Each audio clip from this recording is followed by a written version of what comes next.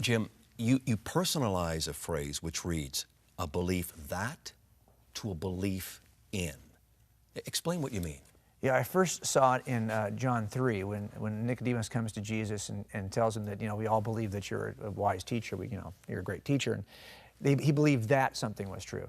And Jesus in the end says that it's belief in me that actually saves you. And so if you read through the entire chapter 3 of John, it's very compelling for me. And I saw it in action in my own life. In a case I worked many years ago working as an officer-involved shooting investigation, we get called out for those too. If an officer gets involved in shooting, the homicide team comes out to take a look and see how this went down. And the officer will typically walk you through the shooting scene. And a particular officer was involved in a shooting. He pulled over what he thought was a drunk driver. And as he got the drunk driver out of the car, it turned out to be much worse than he had first anticipated. The driver was actually a parolee who did not want to go back to jail and was carrying a handgun in his waistband. So as he got the drunk driver out of the car and turned him around and started his field sobriety test, and the driver actually turned on him and pointed that handgun at the officer's chest. And the officer knew that he was at a critical moment. And he was behind the curve time-wise.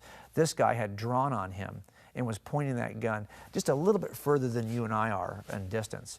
And so for him, it was the first time he had to really make a decision.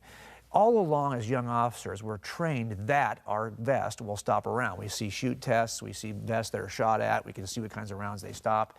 So we believe that the vest can save us. But in that one moment, this officer had to move from belief that to belief in, because he told me, he just said, I just tensed my stomach muscles and I figured I'm just gonna take the first round. I can't do anything about this. I don't even have my hand on my gun. I'm just going to have to take this first round.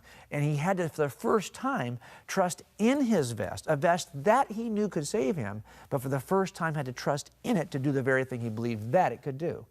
And that's when you really move. And I think for most of us as people, we don't, even as Christians, we don't go anywhere or do anything that causes us to stretch outside our comfort zone and see, is God in this? Can I trust God for this? Can I move in a way that causes me to have to trust in something?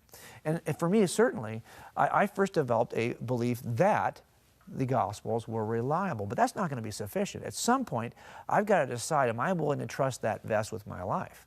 Am I willing to believe, am I so convinced by this, by the sufficiency of this vest, that I'm willing to just tense my stomach muscles and take the first round? And that's what we have to do, I think, when we start to examine the Gospels.